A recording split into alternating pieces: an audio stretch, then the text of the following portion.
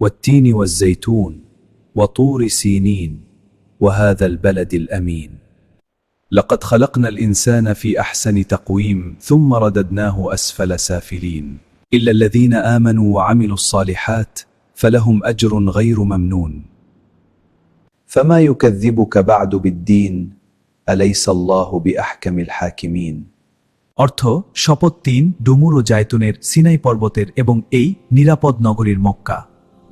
নিশ্চয়ই আমি মানুষকে সুন্দর গঠনে সৃষ্টি করেছি, অতঃপর তাকে নামিয়ে দিয়েছি নিকৃষ্টতম অবস্থায়। তবে তারা ব্যতীত যারা ঈমান আনে ও সৎকর্ম করে তাদের জন্য রয়েছে অবিরাম প্রতিদান।